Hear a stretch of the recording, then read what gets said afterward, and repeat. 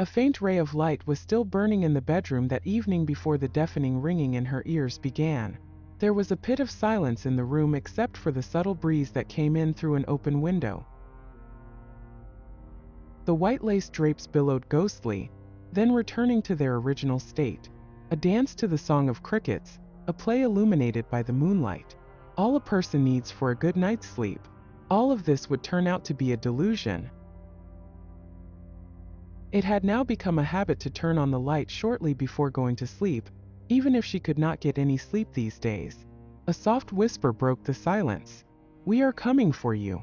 The soft voices bounced off the walls and reverberated like a hollow echo in her head. Did she really hear this? Or was it just a dream? Suddenly the voices erupted right in her ear. "We are coming for you," this time significantly more intense, which caused her to wake up abruptly. The room felt different, as if it was loaded with static energy. The ringing in her ears continued and disappeared in waves. Faint at first, like a slight hum in the distance, then welling up in a deafening and all-encompassing sound.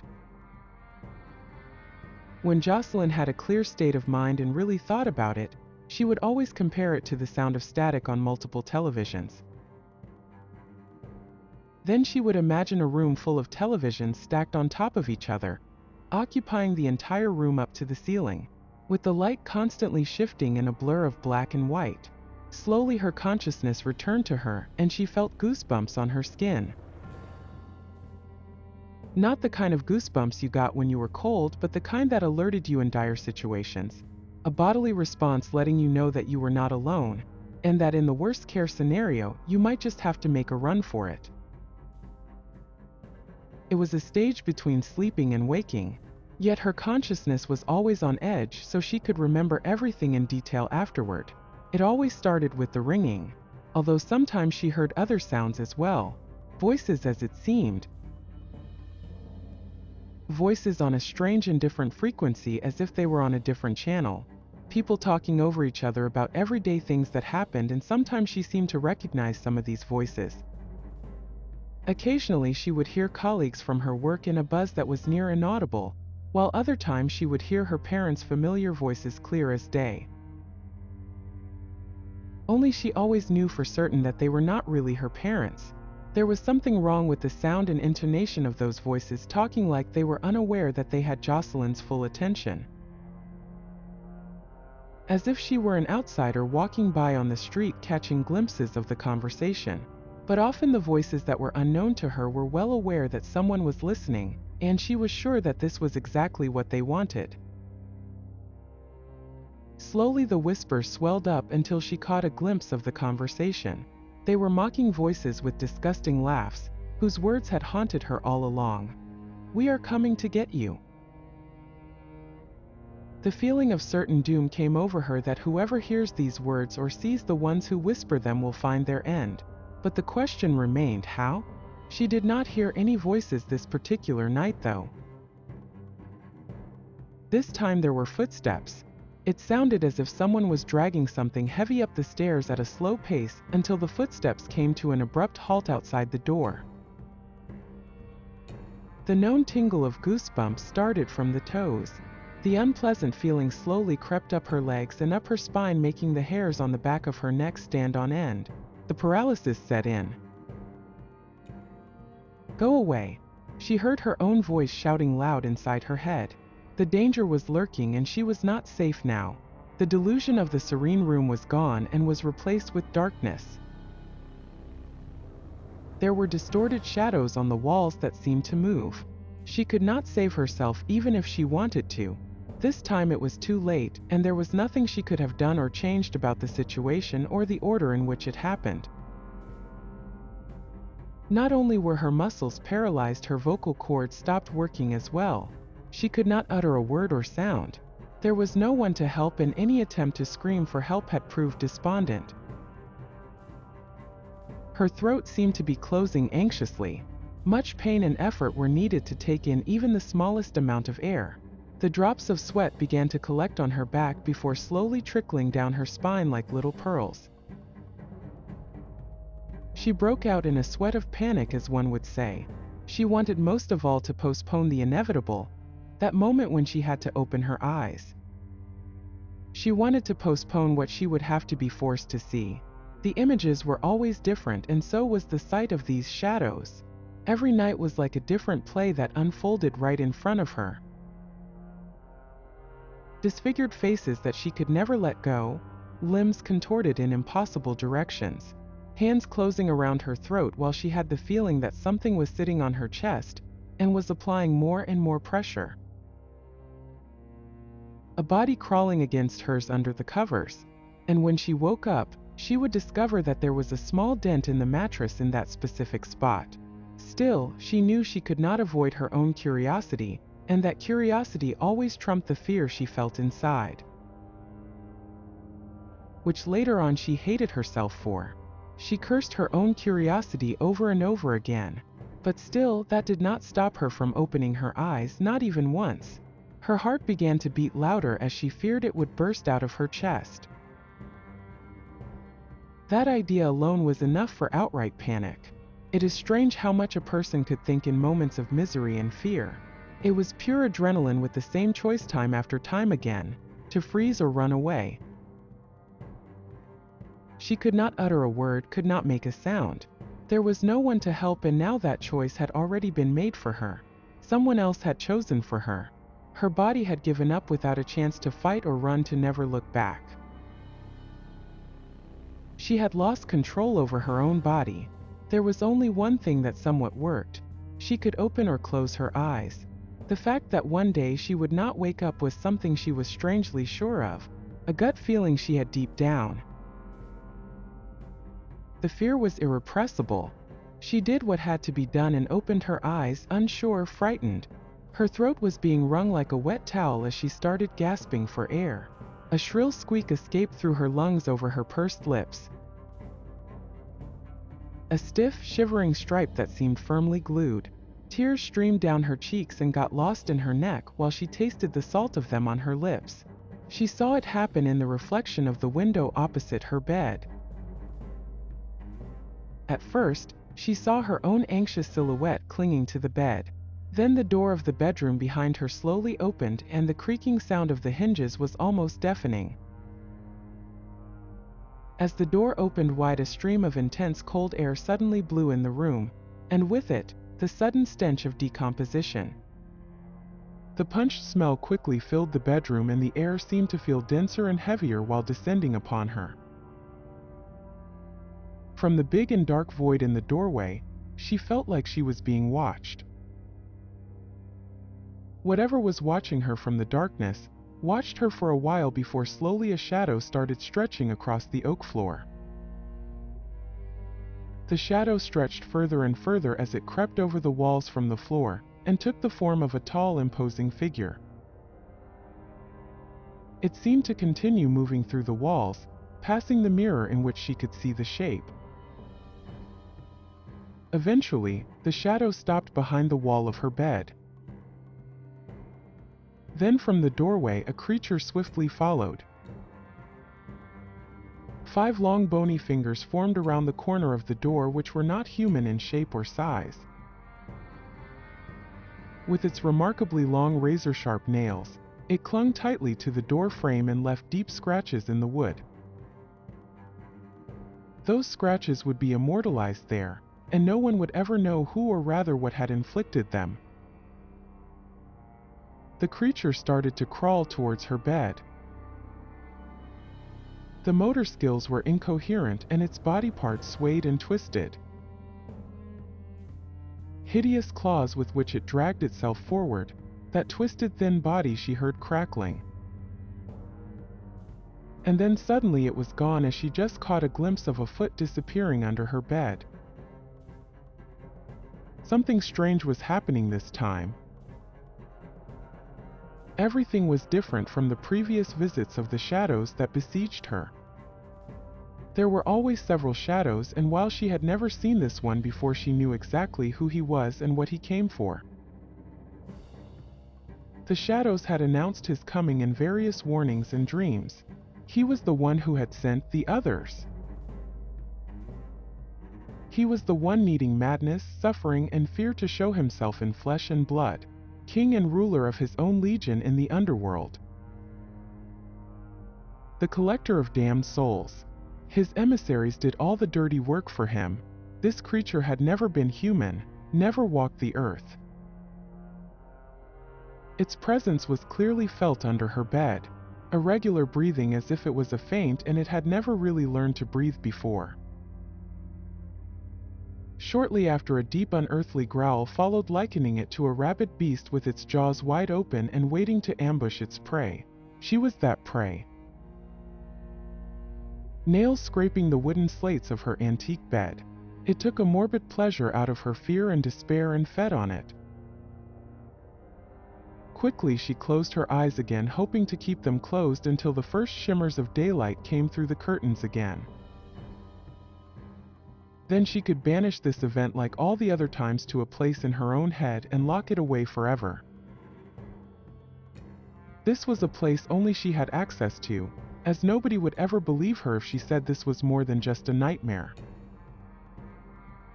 Sleep paralysis, as others would call it, but she knew better. This was an intruder, something wicked. It seemed as if the agonizing minutes passed like hours. Very slowly the feeling of relief came back when after some time she heard or saw nothing. After all, was it all still just another dream? It was, she assured herself, another hallucination created by her subconscious. She felt the gravity of fatigue pull at her eyelids, and finally, she became very sleepy. With a deep sigh, she gave in to her tiredness. Jocelyn had finally been able to calm herself down a bit, but as she wanted to close her eyes to rest, she noticed something about the reflection in the window. The reflection suddenly seemed distorted. Everything had become blurry, images flowed into each other in a watery but gloomy color palette. As suddenly confusion gave way to understanding when she saw something move behind her in the image opposite of her. No, there it was again. The black mass behind her grew, stretched, and she had that unmistakable feeling that someone or something was standing behind her. She lay there hopelessly with her back turned. The darkness seemed to contain a core of emptiness. It was a paragon of death, and it had never left the room. God forbid if this is what awaited us after death. It was like the dark shadow you saw out of the corner of your eye when you were home alone at night. A dark image in the corner of your eyes, making you doubt whether you really saw something move. That which you later laughed off as paranoia or trickery of your eyes. But you still felt uneasy afterward. The thing's long arms hung limply at its sides, with those claws curling inward at the end, waiting. The hissing started to increase to a deafening sound, but she heard nothing else. She felt threatened, as if she was in mortal danger. This thing was not there to scare her but to hurt her. The panic increased, and all she could do was cry and let another annoying squeak escape her lips. The squeak in her voice then mingled with loud sobbing noises. It was hopeless. This realization finally dawned on her. There was no choice but to surrender. Desperately she tried with all her might to press her thumb against her palm. She truly felt that if she could achieve this, she would soon enough be back to the reality of an empty bedroom. With a sigh of relief, she would talk herself into a delusion of safety, as she had done many times before. It was exhausting. A battle she could never win, and a never-ending war against fear itself. The creature then slowly began to bend over, causing the ringing in her ears to swell to a sickening loud noise. That lugubrious dark face above hers as it was pulling her back to lay face up. Nostrils dilated as it sniffed her pheromones deeply and took in her fear. Quick and controlled, it then moved to the foot of the bed, only to stare at her for a while with those glowing yellow eyes that almost seemed reptilian. Vertical-shaped pupils, fearsome and predatorial, moved fleetingly back and forth. It bared its pointy teeth and smiled at her with a menacing and sickening grin. Slowly it sank to its knees, assuming a stooped position from the edge of the bed. The only thing visible were those yellow eyes that seemed to glow in the darkness. Never could she lose sight of those eyes. She felt movement in her sheets and then saw the creature's claws disappearing under the blankets. Razor-sharp nails worked their way up her legs, leaving deep burning scratches on her sensitive skin. Felt like she was being gutted. The pain was unbearable. The bump under the bedsheet grew larger and larger as its head and body soon disappeared under the blankets as well. The weight of its dead body on top of her was immense. Slowly the face that was still underneath the blankets started appearing right in front of her face.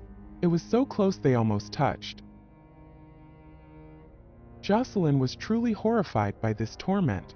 The blanket slowly began to glide to the foot of the bed, as if some unseen force wanted to pull it away to reveal this creature in all its glory. For a moment they were staring deep into each other's eyes. Its grin still hadn't disappeared, and it became even worse. It moved on top of her chest, closed its long bony fingers around her throat, and began to apply pressure. Its sharp claws pierced her skin, a truly hellish feeling. Suddenly she heard a loud banging around her. There was knocking on the walls, doors, and windows, as if an angry mob was trying to force their way in to enjoy the scene that was unfolding. Dazed, her eyes searched the room in desperation for the origins of the sounds around her. All the while the pressure around her throat increased. Its grip tightened. With all her might she tried to scream one last time, but nothing came, just the sound of gargling. The figure was aware of her desperate attempts. She was helpless, and it visibly enjoyed this sight. As if it only wanted to torture her more by first instilling more fear into her before confronting her with her fate. All the blood in her body seemed to rise to her head. She heard the pounding of her heart in her head, but with every second it seemed to fade more and more. So that is what it feels like to suffocate while death keeps smiling back at you. The air had left her body and had no intention of returning. Her eyes bulged and her head felt increasingly heavy. Fragments of her life flashed before her eyes like a slideshow presentation. The hands of the clock seemed to slow down while the ticking of the clock kept getting louder. Tick, tick, tick. Her field of vision blurred and she became lightheaded. Stars and flashes of light danced before her eyes like a sky lit up by a heavy lightning storm. Her eyes rolled back into their sockets, leaving only the bloodshot whites of her eyes dotted with a network of red veins. The panic slowly ebbed into acceptance and embrace of the unavoidable. Finally, complete darkness. There was no heartbeat anymore, and the final gust of air left her body for good. She seemed to float in a lonely void. Consciousness, however, was an extraordinary aspect that remained intact for a while. Perhaps it was the soul that left the body and sought another home, a new purpose. Somewhere in the distance, the familiar voices loomed up again as if they were on a different frequency, and they became louder and louder. Mocking, they came closer and closer from the darkest reaches. There they had been waiting for her all this time for a close hug. They were the dark emissaries. Was this that place between two worlds that you heard other people talk about, where souls with unfinished business linger? A kind of limbo? A cold, dark, and lonely place where any human being would go insane. A place even void of color. Fog swirled all around her. She gently touched the ground with her fingers and felt the touch of churned clammy earth accompanied by a musty smell. It was an overwhelming emptiness. There was nothing, but at the same time, everyone was there. Time was an afterthought, an unclear concept. Suddenly a crowd gathered around her, with them loud voices that suddenly were followed by a long, eerie silence. She was boxed in and all eyes were on her. It felt like there were hundreds of them, maybe even thousands. They lit up in a white haze with sinister smiles underneath. Jocelyn was terrified. She felt she was in the midst of an important deed that was about to be completed. Jocelyn knew it was over, so she surrendered to it and closed her eyes. She had no choice. Suddenly a source of light loomed from afar between the dense fog. This contrast was so bright that her eyes had to get used to the light at first. Small at first, like a whirling firefly, it seemed to get closer and closer. The light stretched out into a large square, its reflection visible on the marshy ground. Fearful and insecure, she forced herself to step through it anyway. Once through the bright glare of the light, it did not immediately dawn on her where she was and what scene was playing out before her eyes. Eventually, the realization set in when she looked around and saw the shadows she knew all too well standing beside her on either side. All facing the center and their heads bowed, they stood in a circle around a bed. She felt connected to these shadows, a different and unsettling but deep connection. It dawned on her that she was in someone else's room. A lit table lamp on one of the bedside tables, just as she had in her room every night. A light to create a false sense of security, to banish the eerie darkness. Slowly she joined the shadows around the bed. There she saw an unknown young man lying stiff. In another world, in another time, she would have gazed at his features admirably, even marveled at his attractiveness. However, the boy lay there in a paralyzed and feeble position, as she had lain in so often on those well-known nights. There was a muffled cry from deep down his throat as his hands clung anxiously to the comforter that crumpled around him, drenched in sweat. His reddish, teary eyes were looking around at all the shadows. Then terror set in as the boy locked eyes with Jocelyn. This brought a wonderful and nearly euphoric feeling to her. Her voice drowned out all the other voices, and with a smile from ear to ear she whispered, "We are coming for you."